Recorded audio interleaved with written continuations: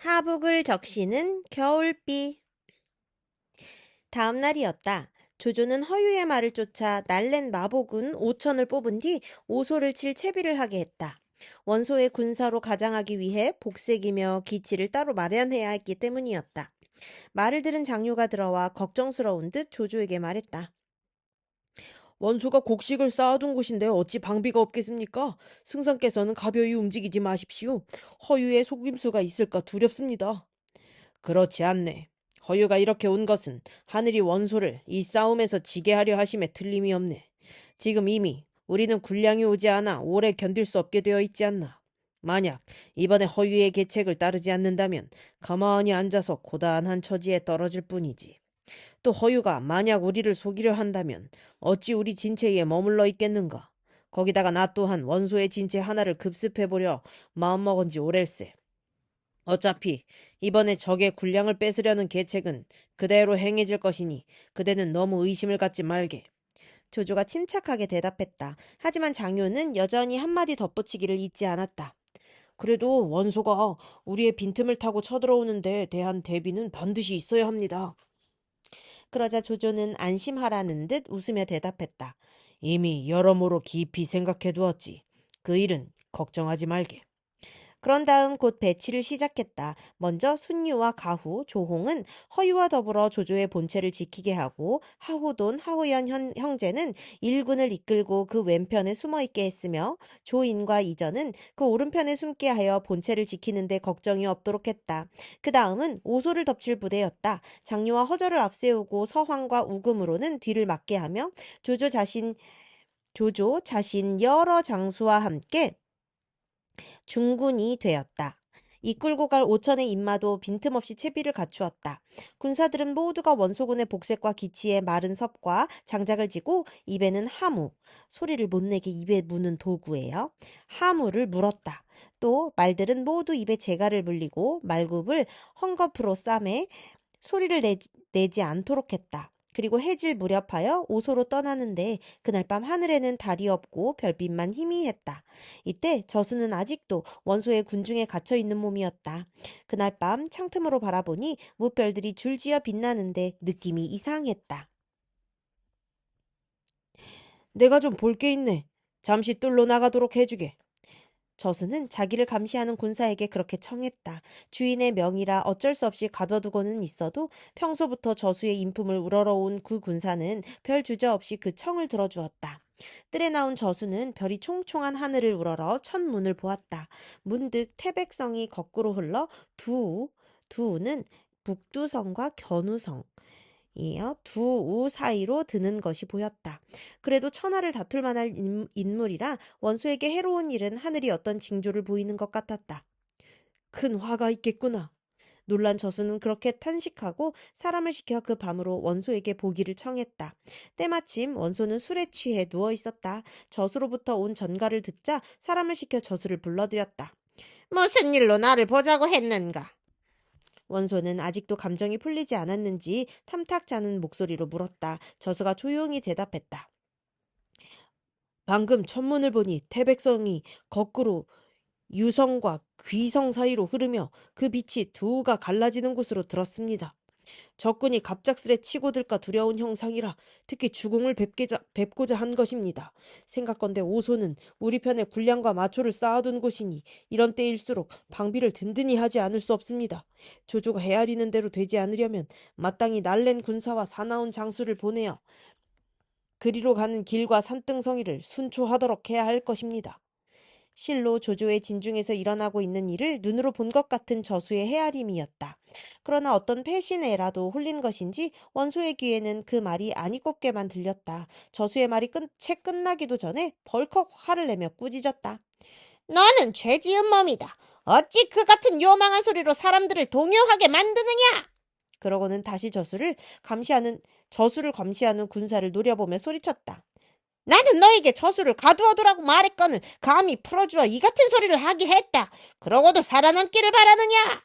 그 군사가 부들부들 떨며 목숨을 빌었으나 소용이 없었다. 원소는 곧 무사들에게 명하여 그 군사를 목베게 한 뒤 딴 사람을 딸려 저수를 다시 진중에 가두게 했다. 끌려나가던 저수가 눈물을 쏟으며 탄식했다. 우리는 오늘 밤이면 망하리라. 이제는 죽은 내 몸뚱아리가 어느 곳에 뒹굴게 될지조차 모르겠구나. 그 사이에도 밤길을 재촉해 오소로 가던 조조의 군사들은 도중에 따로 떨어져 나와 있는 원소군의 진체 하나를 지나게 되었다. 진체에 있던 원소의 군사들이 물었다. 어디서 오는 군마들이냐? 우리는 장기 장군의 군사들로 명을 받들어 오소로 군량을 옮기는 중이다. 조조의 군사들이 미리 들은 대로 그렇게 대답했다. 원소의 군사들이 횃불에 의지해 보니 틀림없이 자기 편에 기치라 별 의심 없이 지나 보내주었다. 다시 몇 군데 더 원소군의 진체를 지났으나 그때마다 조조의 군사들은 한결같이 자기들을 장기의 졸개들이라 속이고 지나갔다. 모두 의심 없이 넘어가 주어 아무런 방해도 받지 않았다. 마침내 오소에 이르러 보니 밤이 이미 다해가는 사경이었다. 조조의 군사들은 지고 온 섭다발에 일제히 불을 붙인 뒤 여러 장수들과 북을 울리고 고함을 지르며 똑바로 적진에 뛰어들었다. 오소를 지키던 원소의 장수 순우경은 마침 수하의 장수들과 진탕한 술자리를 벌이고 제 군막에 돌아와 누워 있었다. 북소리와 함성에 펄쩍 뛰듯 놀라 일어나며 좌우를 보고 물었다. 무슨 일로 이렇게 시끄러우냐? 그러나 대답 대신 날아든 것은 어느새 군막 안까지 뛰어든 조조군의 요구였다. 요구는 사람이나 말을 사로잡을 때 쓰는 무기예요. 취한 순우경은 칼 한 번 뽑아보지 못하고 그렇게 조조군에게 사로잡히고 말았다. 이때 순우경의 부장 목원진과 조예는 마침 다른 곳에서 군량을 호송해 오소로 돌아오는 중이었다. 자기 편 군사들이 있는 곳에 불길이 오르는 것을 보고 급히 구원하러 달려왔다. 큰일 났습니다. 적을 구하러 온 군사들이 등 뒤에 나타났습니다. 군사를 나누어 막도록 해야겠습니다. 조조의 군사들이 나는 듯 조조에게 달려가 알렸다. 그러나 조조는 오히려 이렇게 소리쳤다. 모든 장수들은 오직 힘을 다해 앞에 적을 치도록 하라. 등 뒤에 적은 바짝 다가오거든 그때 돌아서서 싸워도 된다. 그러자 모든 장수들은 앞을 다투어 적을 죽이고 나아갔다. 잠깐 사이에 불꽃은 사방에서 일고 연기는 하늘에 가득했다. 이윽고 목원진과 조예가 이끄는 구원군이 도착했으나 기다리고 있었다는 듯 돌아서서 치고 나오는 조조의 군사를 감당해낼 재간이 없었다. 둘은 순우경을 구하기는커녕 제 목숨만 잃고 오소에 쌓여있던 군량과 마초는 모조리 조조군의 손에 불타고 말았다. 한바탕 싸움이 끝나자 사로잡힌 순우경이 조조 앞에 끌려 나왔다. 싸늘한 눈으로 순우경을 내려다보던 조조가 매섭게 영을 내렸다. 저놈의 코와 귀를 베어내고 말에 묶어 원소의 진영으로 돌려보내라. 그리고 가혹한 영에 의아해하는 장졸들을 돌아보며 말했다. 내가 저자를 심하게 대하는 것은 저자가 원소의 수하이기 때문은 아니다. 오히려 저자는 원소의 장수로서는 드물게 나를 도운 셈이지. 내가 용서하지 못하는 것은 대군의 목줄기 같은 곳을 맡아 지키면서도 경계와 방비를 게을리한 장수로서의 큰 죄다. 한편 원소는 저수를 꾸짖어 물리치고 태평스레 누웠다가 문득 북쪽에서 불꽃이 하늘로 치솟고 있다는 소리를 들었다. 바로 오소 쪽이었다. 모든 모사와 장수들을 불러들이도록 하라! 오소가 조조의 손안에 떨어졌음을 짐작한 원소는 그제서야 황급히 영을 내렸다. 그리고 자다가 불려나온 모사와 장수들에게 군사를 보내 오소를 구할 방책을 물었다. 장합이 선뜻 나서며 말했다. 제가 고람과 함께 가서 구해보겠습니다. 그때 곽도가 일어나 다른 계책을 내놓았다. 아니 됩니다. 바로 오소의 군사를 보내는 것은 좋은 계책이 못 됩니다. 조조가 양식을 뺏으러 왔다면 반드시 조조 자신이 친히 왔을 것입니다. 그리고 조조가 이미 군사를 끌고 나왔다면 그 본체는 반드시 비었을 것입니다. 군사를 풀어 오히려 조조의 본체를 치도록 하십시오. 본체가 빼앗겼다는 소식을 들으면 조조는 급히 돌아갈 것이니 오소는 절로 구함을 받게 됩니다. 이는 이른바 손빈의 위나라를 포위하여 한나라를 구한다는 계책입니다. 아닙니다. 조조는 꾀가 많은 사람이라 밖으로 나올 때는 반드시 안의 방비를 든든히 해두었을 것입니다. 이제 만약 조조의 본체를 쳤다가 빼앗지 못하면 오소에 있는 순우경과 그 휘하 장졸들이 조조의 손에 떨어지게 되고 우리도 모두 사로잡히는 꼴을 보이게 될 뿐입니다. 장합도 지지 않고 그렇게 곽도에게 맞섰다. 곽도가 다시 제 주장을 쳐들었다. 조조는 다만 군량 빼앗는 일에 급급해 있을 것입니다. 어떻게 본체에 군사를 남겨둘 수 있겠습니까? 그리고 두 번, 세 번 조조의 본체를 들이치자고 권했다. 원소가 들으니 이도 저도 다 같이 그럴듯해 보였다. 얼른 결단을 내리지 못하다가 이윽고 두 가지 계책을 모두 취하기로 마음을 정했다. 장합과 고람은 군사 5천을 이끌고 관도로 가서 조조의 본체를 치게 하고 장기는 군사 1만을 이끌고 가 오소를 구하게 한 것이었다. 한편 조조는 오소에서의 일이 뜻대로 되었으나 머지않아 밀어닥칠 원소의 구원군이 걱정되었다. 자신은 먼 길을 은밀하고 신속하게 오기 위해 오천의 입마밖에 끌고 오지 못한 데 비해 본진이 멀지 않은 원소는 반드시 대군을 보낼 것이기 때문이었다. 허둥지둥 물러가다가는 군데군데 있는 원소의 별체들과 뒤쫓는 대군에게 어떤 낭패를 당할지 모르는 일이었다. 이에 조조는 선수를 치기로 하고 순우경의 졸개들이 버리고 간 갑옷과 무기며 기치들을 거두어들였다.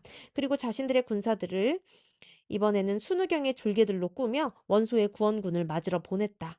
싸움에 지고 쫓겨 돌아가는 순우경의 졸개들로 꾸민 조조의 군사들은 얼마 되지 않아 어떤 산기슭 소로에서 마침 오소를 구원하러 달려오던 장기의 군사들과 마주쳤다.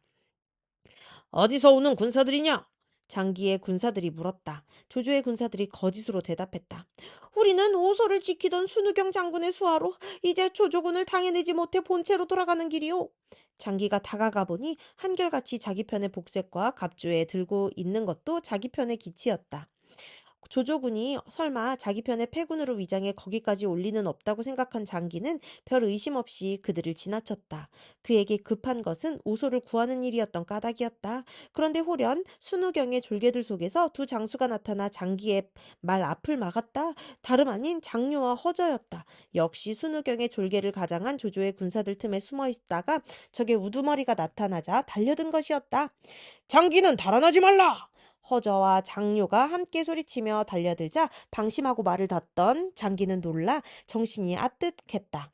얼른 무기를 쳐들었으나 한번 제대로 휘둘러 보지도 못하고 장료의 칼에 목이 달아나 버렸다. 장수가 그 모양이 되니 졸개들은 더 말할 나위도 없었다. 모조리 죽거나 사로잡혀 원소의 일만 대고는 다시 흔적 없이 사라져 버렸다. 그러나 장료는 거기에 그치지 않고 원소에게까지 사람을 보내 거짓으로 알리게 했다. 장기 장군은 벌써 오소에 온 조조의 군사들을 쳐 흩어버렸습니다. 그 같은 말을 들은 원소는 그 뒤로 다시는 더 오소를 구하러 사람을 보내지 않았다. 다만 관도에 있는 조조의 진체를 치러 간 쪽에만 군사를 보탤 뿐이었다. 하지만 관도로 간 원소의 군사들도 험한 꼴을 보기는 오소로 간 쪽보다 덜 할 게 없었다.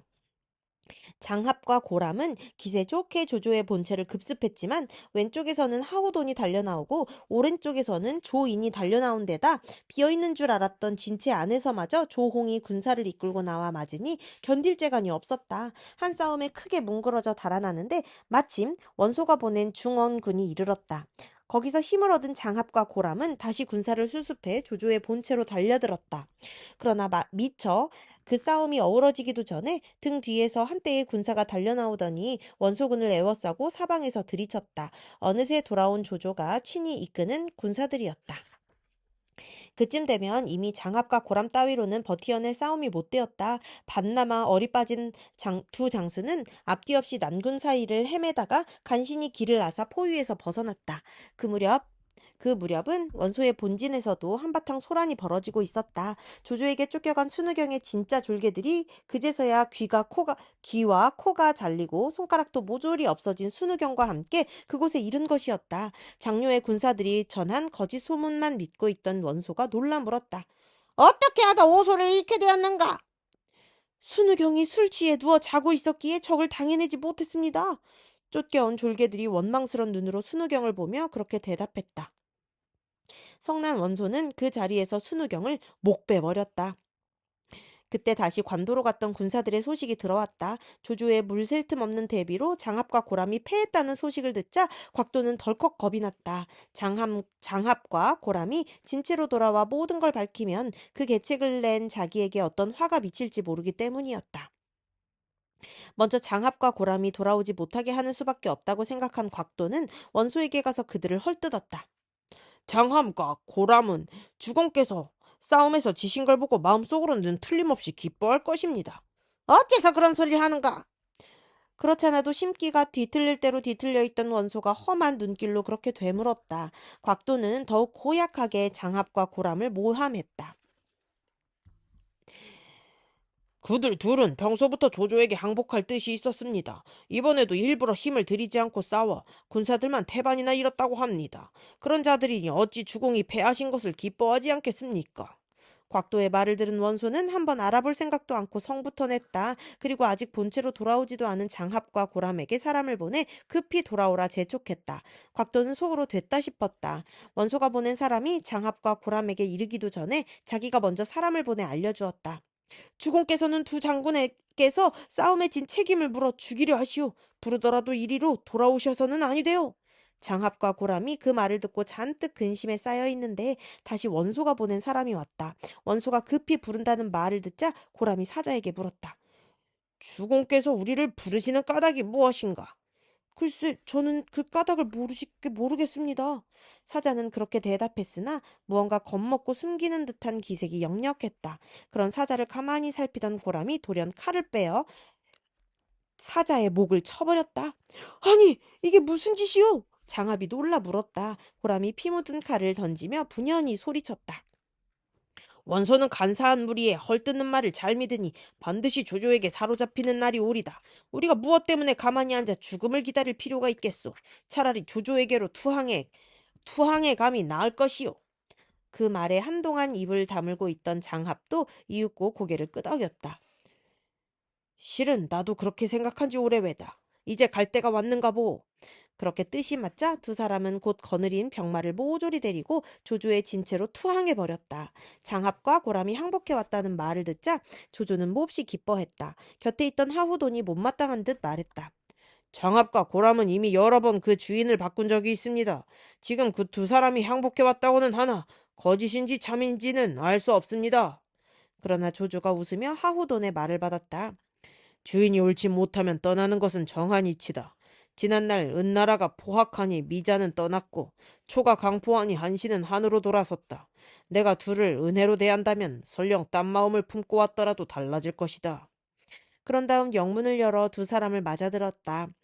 두 사람은 창을 누이고 갑옷을 벗은 뒤 땅에 엎드려 조조에게 절했다. 그 사이에 그들이 오게 된 경위를 들어 안 조조가 부드러운 목소리로 위로했다. 만약 원소가 두 장군의 말을 듣고 따랐다면 싸움에 지는 데까지는 이르지 않았을 것이오. 이제 두 장군께서 내게로 오신 것은 마치 미자가 은을 떠나고 한신이 한으로 돌아선 것과 같소이다. 그리고 장합은 편장군의 도정후로 봉하고 고람은 편장군의 동래후로 봉하니 두 사람은 한 가지로 몹시 기뻐했다. 한편 원소 쪽은 허유가 이미 떠난 데다 다시 장합과 고람이 조조에 투항하고 또 오소의 군량은 조조가 모조리 태워버려 군심이 몹시 술렁거렸다. 어떻게 보면 똑같이 군량이 없는 마당에서는 많은 군사를 거느린 원소 쪽이 오히려 짐이 무거웠다. 자신의 계책에 의해 하룻밤 사이에 조조가 원소보다 더 유리한 입장이 되자 우쭐해진 허유는 이어 조조의 급속한 공격을 권했다. 무언가 공을 세워 조조의 후대에 보답하려는 장합과 고람도 스스로 선봉이 되기를 청하며 은근히 허유의 뒤를 밀어주었다. 이에 조조는 다시 한번 부딪혀 보기로 하고 장합과 고람으로 하여금 원소의 진체를 야습하게 했다. 그날 밤 삼경 무렵이었다. 조조로부터 출전을 허락받은 장합과 고람은 군사를 세 길로 나누어 원소의 본진을 들이쳤다. 그러자나도 움츠러든 사기에 깊은 밤의 급습이라 얼마 안 되는 조조의 군사였건만 원소의 대군은 큰 혼란에 빠졌다. 이쪽 저쪽도 잘 구별하지 못한 채 뒤엉켜 싸우다가 날이 밝자 각기 군사를 거두었는데 이번에도 당한 것은 원소 쪽이었다. 조조 쪽의 대단찮은 손실에 비해 원소는 다시 군사의 태반이 꺾여버렸던 것이다. 그렇게 되자 한때 70만 대군을 자랑하던 원소의 군세는 쓰러지기 직전에 만신창이 거인과 같은 꼴이 나고 말았다. 그 거인에게 드디어 마지막 일격을 가하려는 것이 바로 순유가 다음날 조조에게 올린 계책이었다. 이때가 바로 입말을 풀어 거짓된 말을 퍼뜨림으로써 적을 현혹시킬 기회입니다. 승상께서는 군사를 나누어 한 길로는 산조를 뺏은 뒤 업군을 치리라 하고 다른 한 길로는 여양을 뺏은 뒤 원소의 군사들이 돌아갈 길을 끊으리라는 말을 퍼뜨리게 하십시오. 그 말을 듣고 놀란 원소는 반드시 군사를 나누어 우리에게 맞서려 들 것입니다. 그리하여 원소의 군사가 움직일 때 우리가 틈을 보아 치면 넉넉히 깨뜨릴 수 있습니다. 실로 훌륭한 계책이었다. 조조는 거기 따르기로 하고 군사를 크고 작게 세 갈래로 나눈 뒤 이리저리 움직이게 하며 순위가 시킨 대로 거짓 소문을 사방에 퍼뜨리게 했다. 그 소문은 곧 원소의 군사들에게도 들어갔다. 그 중에 하나가 딴에는 큰 기밀이라도 알아냈다는 듯 헐레벌떡 원소의 진체로 달려가 알렸다. 조조가 군사를 두 길로 나누어 한편으로는 업군을 치게 하고 한편으로는 여양을 뺏으러 보냈다고 합니다. 많지 않은 군사를 둘로 쪼갠다는 게 도무지 이치에 맞지 않는 말이었으나 이미 여러 번 조조에게 당한 뒤끝이라 원소는 놀라기부터 먼저 했다. 얼른 아들 원상에게 군사 5만을 주어 업군을 구하러 가게 하고 다시 장수 신명에게 5만을 주어 여양을 구하러 보냈다. 그것도 그날 밤으로 떠나도록 재촉해서였다. 그렇게 되자 원소의 본진에 남은 군사는 정말로 얼마 되지 않았다. 하북을 떠날 때는 70만의 대군이었다 하나 그 사이 절반이 꺾인 데다 다시 10만을 빼내고 보니 이제 원소 곁에 남은 군사는 조조가 거느린 군사보다 크게 많을 것도 없었다. 하나가 열을 당할 작정으로 나온 조조 쪽으로 보면 싸움은 이미 이겨놓은 것이나 다름없었다. 조조는 원상과 신명이 떠났다는 소리를 듣기 바쁘게 자기가 거느린 모든 군사를 들어 8길로 일제히 원소의 본체를 쳤다. 10배의 머릿수를 가지고도 조조군을 당해내지 못하던 원소군이 그 돌연한 공격을 당해낼 리 없었다. 조조군이 왔다는 소리만 듣고도 한결같이 싸울 생각을 잊고 뿔뿔이 흩어져 달아나니 원소의 본진은 그대로 뭉그러졌다. 경황이 엎기는 원소도 마찬가지였다. 갑옷으로 갈아입을 틈도 없이 홑옷에 복건 바람으로 말 위에 올랐다. 뒤를 따르는 것은 다만 맏아들 원담과 그 졸개 약간이었다. 장요, 허저, 서왕, 우금 네 장수가 각기 휘하에 군사를 이끌고 그런 원소를 뒤쫓았다. 그 지경이 되니 원소는 한 목숨 구해 달아나기도 바빴다. 급히 강을 건너는데 그 많은 수레의 금은 비단은 물론 진중에서 쓰던 서책이며 문서까지 모두 버려둔 채였다. 군사도 그를 따라 강을 건넌 것은 겨우 800기에 지나지 않았다. 힘들여 쫓았으나 끝내 원소를 놓친 조조의 군사들은 원소가 버리고 간 것들을 모조리 거두었다. 이때 죽은 원소의 군사는 8만여 명. 피는 내를 이루고 강물도 물에 빠져 죽은 시체로 메워질 지경이었다. 조조군의 완전한 승리였다. 조조는 원소가 버리고 간 금은 보하며 비단으로 군사들에게 골고루 상을 주었다. 그리고 다시 서책과 문서를 뒤질 때였다. 편지 한 묶음이 나왔는데 모두가 허도에 있는 대신들이나 자신의 부하, 장수들이 원소와 몰래 주고받은 것이었다. 좌우에 있던 사람들이 말했다. 모조리 이름을 밝혀내 죽여야 합니다. 이런 자들을 어떻게 용서할 수 있겠습니까? 그러자 조조는 잠깐 생각에 잠겼다가 빙긋 웃으며 대답했다. 원소의 세력이 강할 때는 나조차도 마음이 흔들렸다. 내가 그랬을진데 하물며 딴 사람들이겠느냐. 그러고는 명을 내려 묶음도 풀지 않은 채 모두 태워버리게 한 뒤 좌우를 둘러보며 말했다. 앞으로 이 일은 2번 다시 입 밖에 내지 않도록 하라. 실로 우리는 조조의 일생 전체를 통해, 아니 이 이야기 삼국지 전체를 통해 가장 광채 있는 부분 중에 하나를 보고 있다. 다만 승자의 관용으로 돌려버리기에는 너무도 휘황한 영웅 정신의 광채이다. 한편 원소의 모사 저수는 갇혀 있었던 탓에 일찍 달아나지 못했다. 이미 원소의 본진이 조조의 군사들에게 짓밟힌 뒤에야 겨우 풀려나 급히 달아나려 했으나 결국은 조조의 군사들에게 사로잡히고 말았다. 군사들은 저수를 묶어 조조에게로 끌고 갔다. 원래 조조와 저수는 서로 아는 사이라 목숨을 빌면 살 수 있었다. 그러나 저수는 조조를 똑바로 쏘아보며 크게 소리쳤다. 이 저수는 황복하지 않는다. 어서 죽여라! 조조는 그런 저수를 내려보다가 부드럽게 말했다. 원소가 미련하여 그대의 말을 들어주지 않았는데 그대는 어찌하여 아직도 그로부터 헤어나지 못하는가? 만약 내가 일찍 그대를 얻었던들 천하에 걱정할 일이 없었을 것이네. 그리고 한동안은 좋은 말로 달랜 뒤 후하게 대접하며 자신의 진체에 머물게 했다. 저수는 묵묵히 조조의 말을 따랐으나 그 마음까지 돌린 것은 아니었다. 그날 밤 진체 안에서 말 한 피를 훔쳐 원소에게로 달아나려 하다가 그만 조조의 군사들에게 들켜버렸다. 제주가 아까워 저수를 살려주려 했던 조조도 그 같은 말을 듣자 왈칵 성을 냈다. 저수를 달래 자기 사람으로 만들겠다는 생각을 버리고 군사들에게 영을 내렸다. 저 자를 끌어다 목을 쳐라! 그러자 저수는 죽음에 이르러서도 낯빛 한번 변하는 법이 없었다. 태연히 목을 느려 칼을 받으니 조조가 듣고 탄식했다. 내가 충성되고 의로운 선비를 잘못 죽였구나. 그리고 후한 예로 장사 지낸 뒤 황하어기에 무덤을 만들어 주었다. 충렬 적운지묘란 묘비와 함께였다. 자신의 선택이 그릇된 줄 알고 나서도 한번 믿음을 준 곳에 기꺼이 생명을 내던지는 것, 이 또한 인간만이 보여줄 수 있는 아름다운 고집이 아닐는지. 이때 복권의 호돛 차림의 원소는 겨우 800기를 거느리고 여양을 향해 달아나고 있었다. 승세를 탄 조조는 틈을 주지 않고 군마를 정돈해 잇따라 추격했다. 그러나 여양 북쪽 물가에 이르자 원소의 장수 장의거가 군사를 이끌고 나와 원소를 맞아들여 가는 바람에 더는 뒤쫓지 못했다. 겨우 한숨 돌린 원소는 앞에 있었던 일을 의거에게 말하고 조조의 추격을 막을 계획을 물었다. 주공의 대군이 비록 패했다 하나 그 모두가 죽거나 사로잡히지는 않았을 것입니다. 많은 군사가 산과 골짜기에 흩어져 숨어 있을 것인즉 먼저 그들을 불러 모으도록 하십시오. 그들만 돌아온다면 이곳의 군사들과 더불어 다시 한번 조조와 싸워볼 만합니다. 이에 원소는 사방에 사람을 놓아 흩어진 군사들을 불러들였다. 원소가 여양에 있다는 말을 듣자 조조에게 패해 흩어진 군사들이 개미떼처럼 줄을 지어 모여들었다. 워낙 대군이었던 까닭에 곧 상당한 군사가 모여들었다.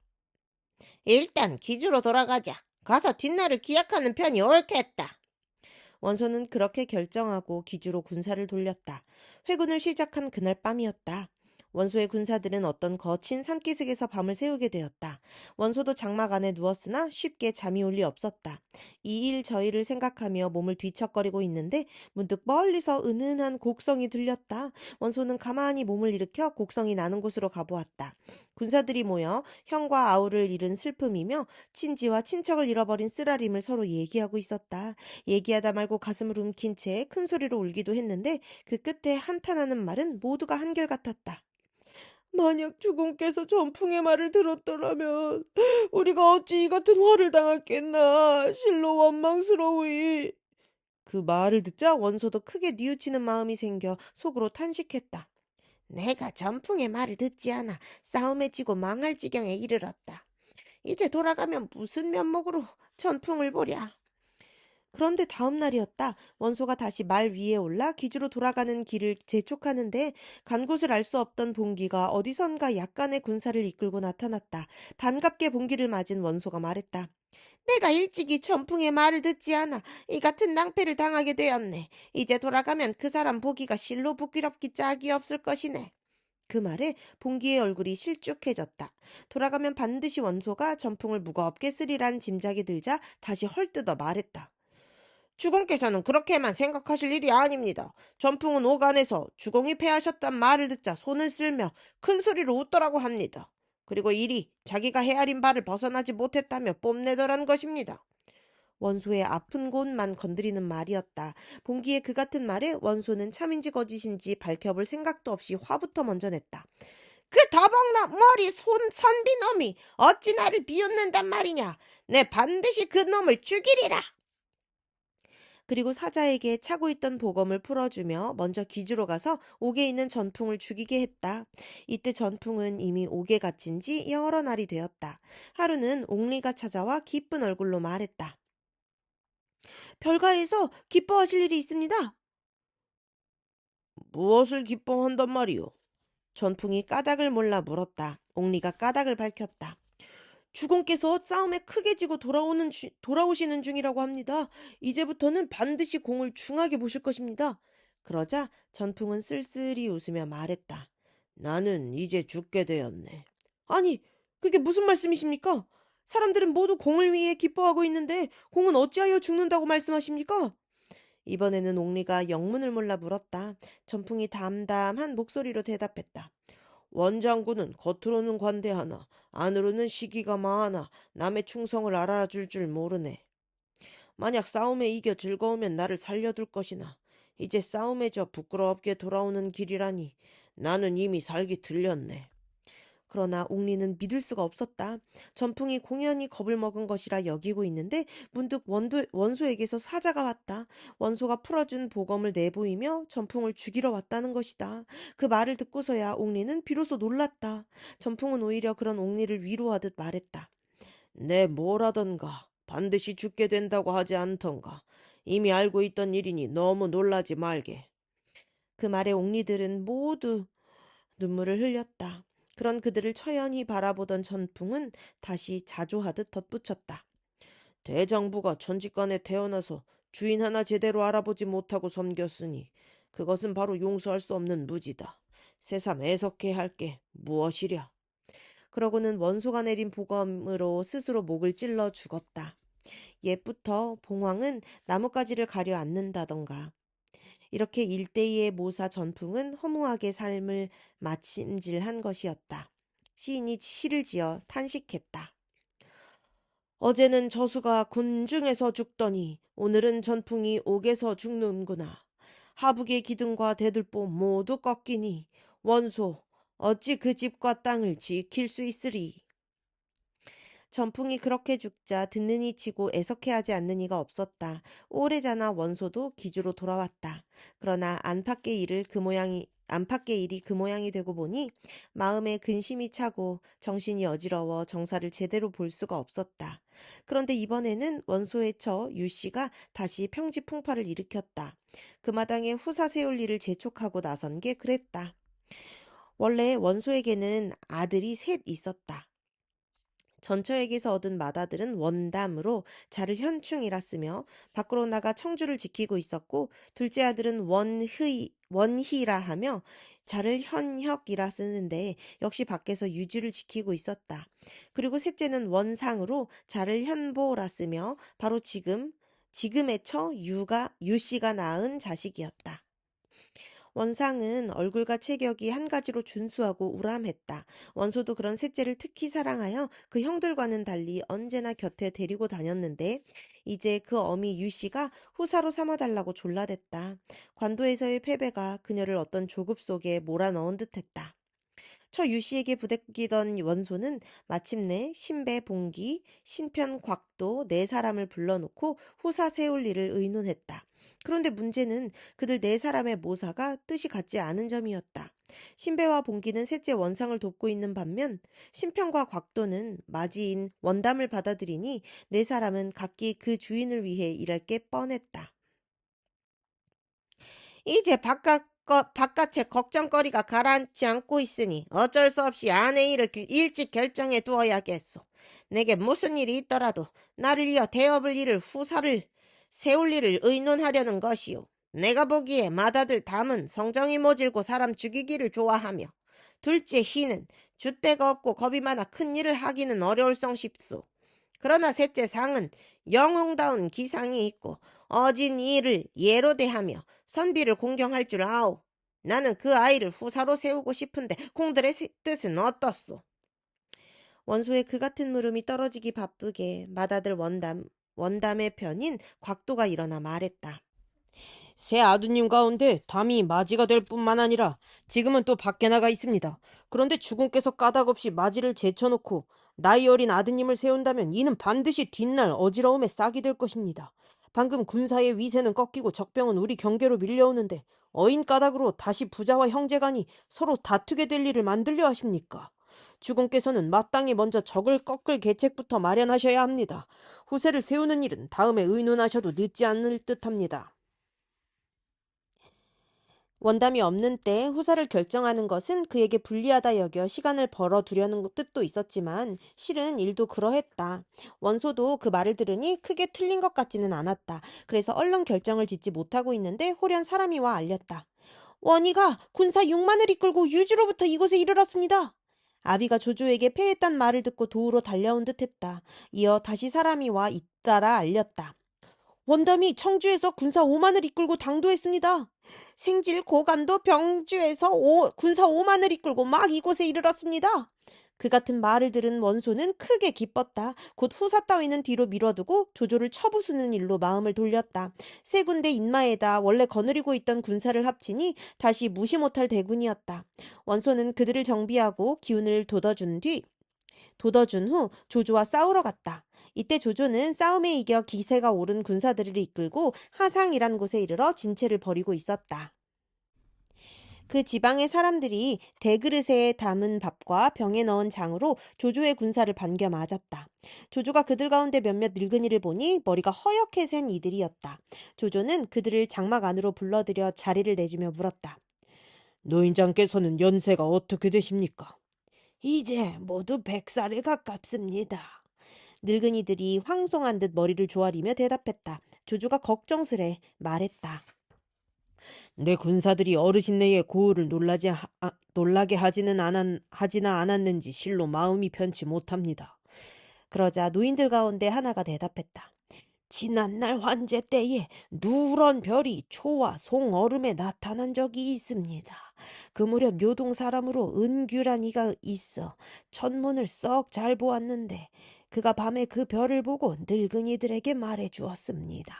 황성이 거기서 빛나는 것은 50년 뒤 양과 폐 사이에서 진인이 나올 징조라는 것입니다. 그런데 가만히 헤아려 보니 금년이 바로 그 50년째가 됩니다. 원소는 그동안 백성들에게 무거운 세금을 짜내 사람마다 원망하는 마음이 가득합니다. 그런데 승상께서는 인의의 군사들을 일으켜 백성을 위로하고 죄 지은 자를 치시니 관도의 한 싸움에서 원소의 100만 대군을 깨뜨렸던 것입니다. 이는 바로 50년 전 은규가 말한 것에 맞아떨어지는 일로 백성들은 다만 승상께서 오신 것을 태평성대가 올 조짐으로 여겨 기뻐하고 있습니다. 승상께서는 부디 마음을 편히 가지십시오. 아무리 제가 어찌 거기에 당키하겠습니까? 조조는 그렇게 겸양했으나 마음속으로는 기쁘기 그지없었다. 곧 술을 내어 늙은이들을 대접한 뒤 비단을 주어 돌려보냈다. 그리고 곧 삼군에게 엄한 영을 내렸다. 지금부터 작은 것이라도 백성들에게 폐를 끼쳐서는 아니 된다. 백성의 닭이나 개를 죽인 자는 사람을 죽인 것과 같은 죄로 다스릴 것이다. 그 서슬퍼런 영을 누가 감히 어길 것인가. 이에 장졸들이 한 가지 터럭만한 민폐도 끼치지 않으니 고을 백성들은 더욱 감격하여 조조를 따랐다. 비록 마을 늙은이의 말을 참고로 한 결단이지만 군사들의 약탈이 보편적이고 때로는 그 약탈이 군사들의 사기를 올려주는 수단이기도 했던 그 시대로 보아서는 드문 일을 한 것이었다. 그런데 다시 급한 전갈이 들어왔다. 원소가 내 주로부터 군사 23만을 끌어모아 그 선봉은 이미 창정에 진체를 내렸습니다. 그 말을 들은 조조도 군사를 몰아 창정으로 갔다. 조조가 진체를 내리니 양군은 다시 창정에서 맞서게 되었다. 다음 날이었다. 각기 싸움에 유리한 진세를 벌인 뒤 조조가 먼저 여러 장수를 이끌고 진문 밖으로 나갔다. 원소도 새 아들과 생질 및 문무의 수하들을 이끌고 진 앞으로 나섰다. 조조가 기세 좋게 소리쳤다. 본처는 이미 계책이 궁하고 힘이 다했거늘 어찌 항복할 생각을 하지 않는가? 칼이 목 위로 떨어질 때에 이르러서는 뉘우쳐도 이미 늦으리라. 비록 관도의 싸움에서 크게 졌다고는 하나 아직 원소가 망해버린 것은 아니었다. 범 같은 세 아들의 20만이 훨씬 넘는 대군을 거느리고 있는 터라 기세는 전과 다름없었다. 길게 말할 것도 없이 좌우를 돌아보며 성난 목소리로 물었다. 누가 나가서 저놈의 목을 가져오겠느냐? 이때 원상은 아버지 앞에서 한번 자신의 용맹을 뽐내고 싶었다. 원소의 물음이 떨어지기 바쁘게 쌍칼을 춤추듯 휘두르며 말을 달려나아갔다. 말을 휘몰아오는 기세가 잠옷 볼만했다. 저게 누구냐? 못 보던 장수라 조조가 좌우를 돌아보며 물었다. 원상을 알아본 사람이 대답했다. 원소의 셋째 아들 원상인 듯합니다. 그런데 그 말이 미처 끝나기도 전에 조조 편에서도 한 장수가 창을 휘두르며 말을 달려나갔다.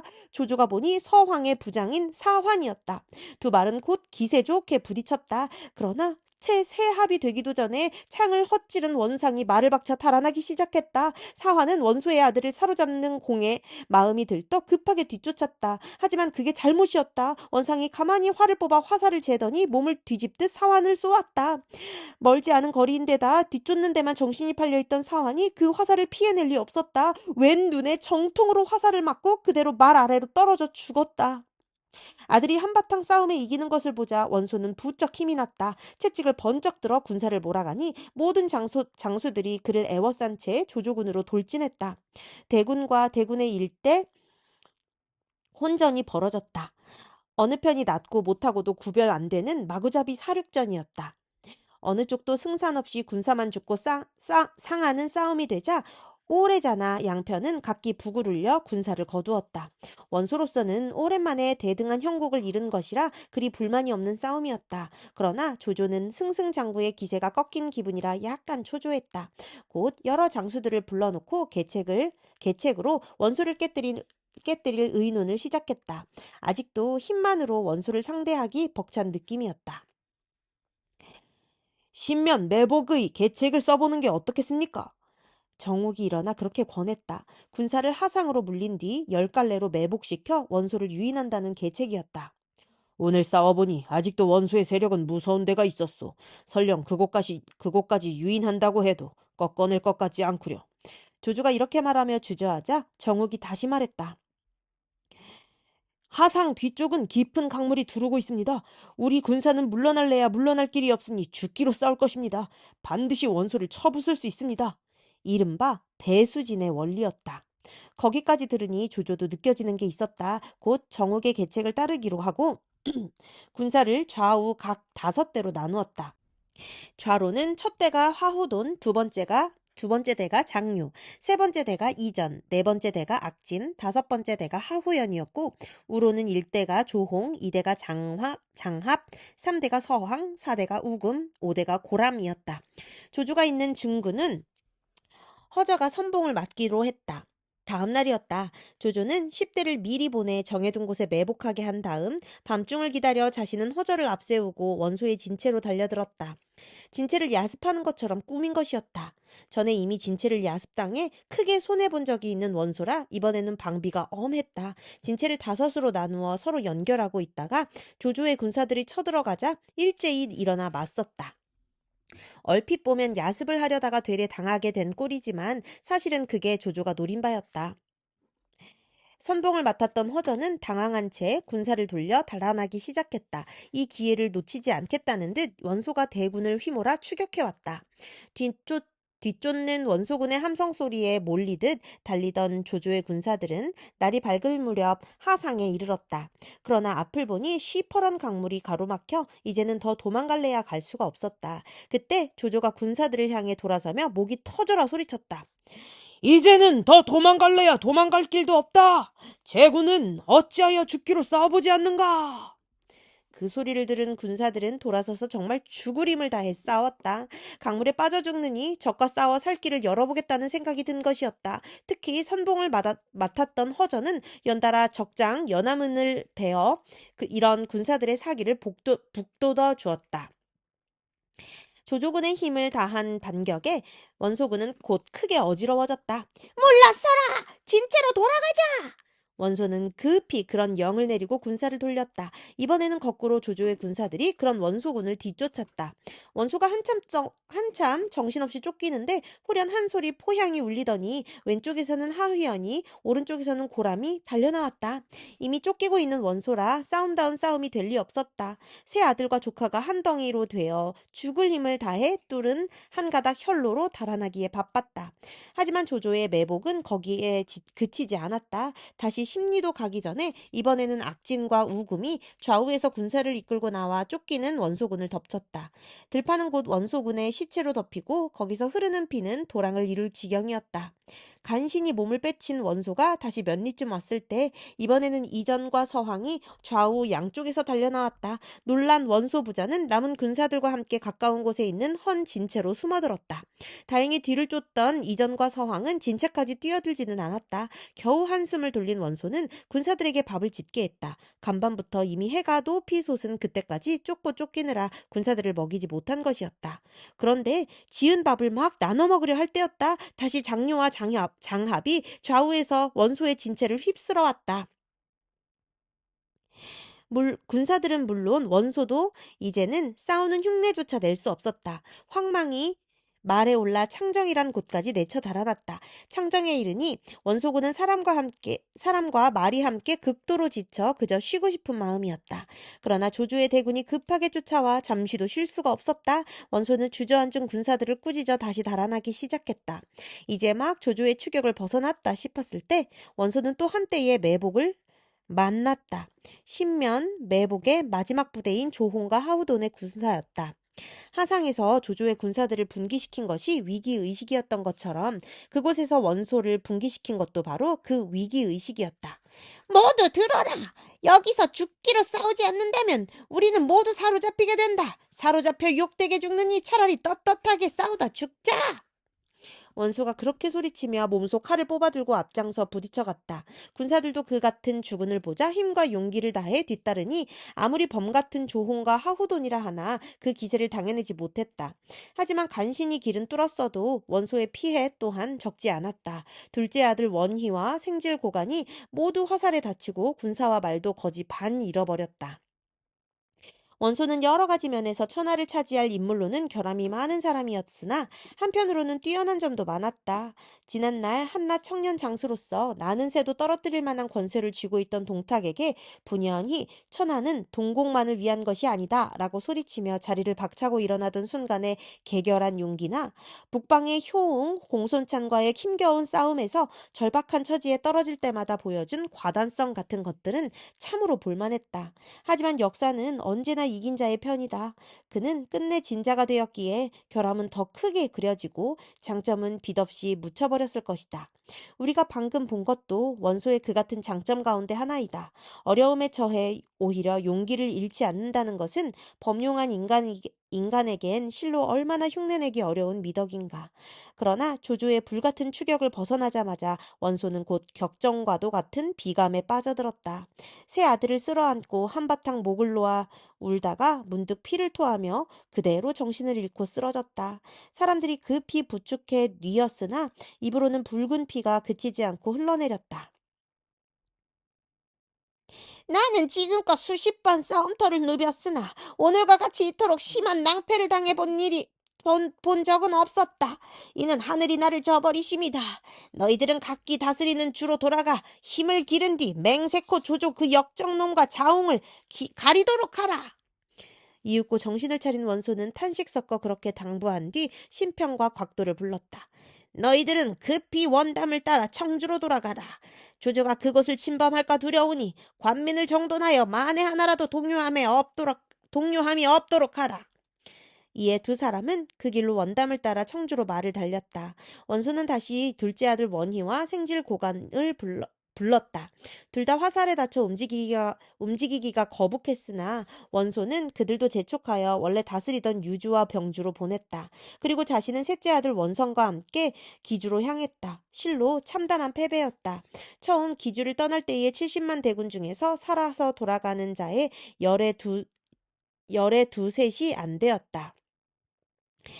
장수들 또한 순우경, 장기, 장합, 고람 등이 죽거나 남의 사람이 된 것 말고도 태반이 꺾였으며 모사도 허유, 전풍, 저수가 죽거나 남의 사람이 되어버렸다. 거기다가 아들과 생질은 화살에 상하고 원소 자신도 무거운 병을 얻어 돌아가는 길이었다. 조조, 그 황간의 자식 놈에게 사세 오공의 후예인 내가 이 무슨 꼴이냐. 기주로 들어서는 수레에 기대어 원소는 자신도 모르게 탄식했다. 그런 원소의 마음속처럼 바깥에는 때 아닌 겨울비가 언 땅을 적시고 있었다. 하지만 한번 기주로 돌아가자 원소는 다소나마 투지를 회복했다. 조조에게 서력하기 위해서는 먼저 몸이 성해야 한다고 여겨 군사에 관한 일은 잠시 셋째 아들 원상과 신배 봉기에게 맡기고 자신은 오로지 병을 다스리는 데만 전념했다. 한편 조조는 창정에서 다시 크게 이기자 삼군에게 고루 무거운 상을 내려 그 노고를 치하하는 한편 몰래 사람을 풀어 기주의 허실을 살펴보게 했다. 여세를 몰아 기주까지 우려 빼고 원소와의 싸움을 이참에 아예 결판을 내버릴 생각이었다. 오래전에 세작들이 탐지한 바를 알려왔다. 원소는 병들어 누워있으나 그 셋째 아들 원상이 신배와 함께 성을 굳게 지키고 있습니다. 맏아들 원담과 둘째 아들 원희는 각기 원래 다스리던 주로 돌아갔다고 합니다. 그러자 사람들은 모두 급하게 기주를 들이치자고 나왔다. 조조가 한참 생각하다가 가만히 고개를 저으며 말했다. 기주는 양식이 풍족한 데다 신배란 자는 제법 임기응변의 재주와 꾀가 있다고 들었다. 급히 들이친다 해서 쉽게 우려 뺄 수 있는 성이 아니다. 거기다가 군사를 일으킨 지도 오래되어 백성들의 생업에도 어려움이 많을 터이니 이만 돌아가는 게 좋겠다. 기주를 쳐 빼앗는 것은 뒷날이라도 늦지 않다. 연의에서는 조조가 군사를 되돌린 이유 가운데 곡식이 들에 있어 란 이유를 대며 추수 뒤로 미루고 있으나 이는 저자의 혼동인 듯하다. 그보다 앞서 관도의 싸움이 한창일 때가 이미 겨울인 10월이었다.